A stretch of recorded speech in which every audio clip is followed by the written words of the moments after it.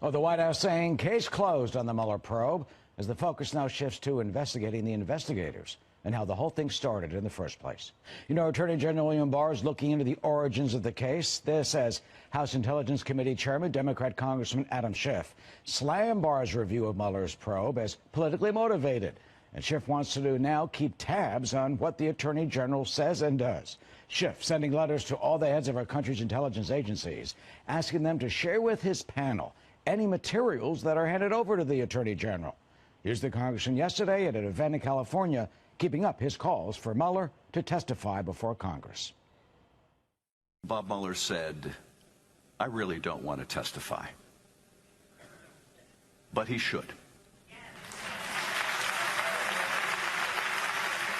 I think for this former Marine, there is one more service to undertake, and that is to testify before Congress, to answer not just our questions, but your questions. I don't think it's sufficient to speak for 10 minutes and drop the microphone. So what does all this mean going forward? Alex Little joins us, criminal defense attorney, as well as a former prosecutor and former assistant U.S. attorney in Nashville. Good afternoon. As always. Alex, good to see you. You know what the critics are saying, that Barr misrepresented Mueller's conclusion on why he couldn't indict on obstruction of justice. But the DOJ spokesman says, though there is no conflict, then you have Schiff saying he's going to oversee and monitor the AG. What does that mean, and how does he do that?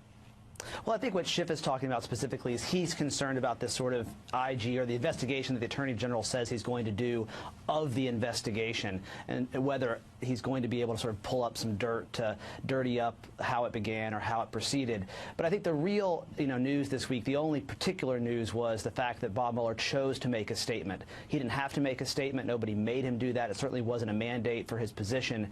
And when somebody like that takes a sort of an extraordinary step outside of his mandate to talk to the public, I think we should take note. It's pretty clear he had two audiences. I think one was congressional Democrats, one was congressional Republicans. He's telling people like Adam Schiff, I'm not going to save you. I'm not going to be your savior, and I sure don't want to testify. I think he also is telling congressional Republicans, there's a lot in my report you need to look at, you need to read it, and you need to consider your constitutional duty about how to go forward and investigate it. And he came under criticism, though, for saying that they could not clear the president or come up to that point of view in terms of obstruction of justice, saying that is unfair. Well, I think the reality is if there was no evidence that the president had done anything wrong, he could have cleared him. But he said he couldn't do that. And so anybody who I think took third-grade reasoning, that would suggest that there's a real reason to believe the president could not be cleared because he's guilty, or at least is indicating that he might be guilty. And his answer there was very clear. I can't do that job in the Department of Justice. The Department of Justice doesn't indict its own presidents. We have a Constitution. The Constitution says when a president commits misconduct or is suspected of misconduct, you, Congress, have to do that. Right now, we got a lot of folks in Congress who don't want to do that. And also in terms of Mueller not wanting to testify, I made it clear during his 10-minute speech. You know what he's going to do if he's called before them. He's going to say, read page 239. That's exactly read page 542. Congressman, Chairman, thank you. That's on page 451. I mean, what will that be like if he just says refer to this page and that? It's written about the report. I think there's two pieces of this which is really interesting. One is he said it. He said, my report is my testimony. There's no way he's going to answer hypotheticals about if President Trump weren't the president, could he be indicted? That's not his style. He will direct them back to the report. The second side of this, though, is the media has done such a good job, and President Trump has been so insistent, and his allies have been so insistent that he was cleared. I mean, that was the whole charade of the first statement from the Attorney General, that somehow this report cleared him. And there's a good segment of the public that don't believe he's done anything wrong. And so when you saw the town hall where all these Republicans in a district in Grand Rapids, Michigan, with Justin Amash, came out and heard him talk about why he thinks there should be impeachment proceedings, it broke through to some folks in that world that there is evidence of wrongdoing. And so if Bob Mueller sat down and had to point out those pieces where the president has potentially committed wrongdoing, that may change the public perception of what's going on. And others are focusing on what they say is the wrongdoing by the FBI officials and others at the beginning of this investigation. Sure. Let me have you listen to the Attorney General talking about his probe of how this whole thing started. I think it's important that we not, in this period of intense partisan feeling, destroy our institutions. I think one of the ironies today is that people are saying that it's President Trump that's shredding our institutions. I really see no evidence of that. From my perspective, the idea of resisting a democratically elected president and basically throwing everything at him and really changing the norms on the grounds that we have to stop this president. That's where the shredding of our norms and our institutions is occurring. Listen to his words very carefully. He says resisting a democratically elected president, although some in law enforcement say that they felt they had legitimate reason to investigate. Well, look, Bob Mueller said himself this week that the Russians were trying to get this democratically elected president elected. So there certainly was something to investigate. I think, Attorney General Barr's conduct in the past few weeks particularly is going to go down in history as really shameful conduct. I mean, the statements about destroying institutions, he's talking about a president who repeatedly, demeaned the FBI, its officials at every level, and said essentially this was a witch hunt. It wasn't a witch hunt. It was being run by an incredibly competent and skilled investigator with service on both sides of the aisle. So I don't think these investigations that Bob Barr is hatching up are going to go anywhere. The real question is when people start to look at the facts, where's that going to lead? And right now it's in Congress's hands, and that's where you have to see what happens. Well, some of the others disagree. Let me read you what George Papadopoulos has tweeted, of course. This is two of his tweets recently. And this is the felon who was, in the process of communicating with the Russians, but I'm sure his tweet's going to tell us. Yes, I know. He did plead guilty. The line to the FBI about having contact with a Russian agent, this is what he said, quote, "How the hell could I have a FISA investigation issued on me when I have never even traveled to Russia, let alone met a Russian official? Can't wait to see what's in the bogus warrant. Hammer is coming down on the other side." America, remember this. The FBI under Jim Comey was trying to entrap Americans working for President Trump. Disturbing evidence from the Mueller report that I was being spied on for my legitimate ties to the energy business in Israel by the previous administration. Incredible spying going on. Alex, what would you say to Mr. Papadopoulos and others who take that tack? Well, look, I would say the same thing I'd tell my children if they said our dog was a unicorn. I'd say, no, that's not true. That's a dog. Sometimes you have to be direct and you have to be forceful about the facts. And here, this is where the media, I think, really owes the public better service, because a lot of the things that are being said, particularly about the FISA process, are just flatly not true. The FISA courts are run by incredibly distinguished, long-tenured judges, most of whom at this point were appointed by Republicans.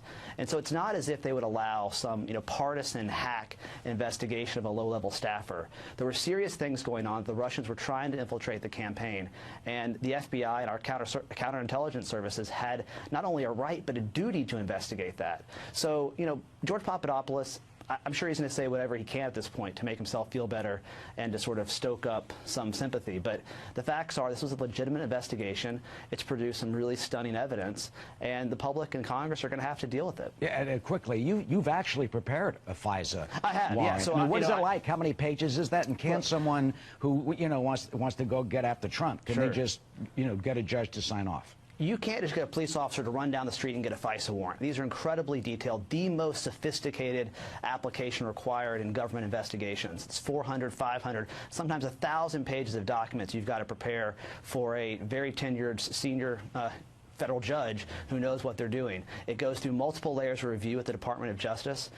These are serious considerations that are made when they do such a thing, and it's inconceivable that such a thing could be politicized. All right, Alex Little, who has prepared a FISA warrant. Alex, as always, thank you for your insight. Thank you. Of course. Hiding Joe Biden skipping California's Democratic convention this weekend. The 2020 Democratic frontrunner will not be joining the 14 other presidential hopefuls who will be speaking at the event. So where is Joe? Yeah, where is Joe? Let's ask. Well, we found one Joe. His name is Joe Concha. Hey, Joe. Hey, He's Joe. right there. He's live on Fox and Friends, media reporter for The Hill, radio talk show host as well. Good morning, sir.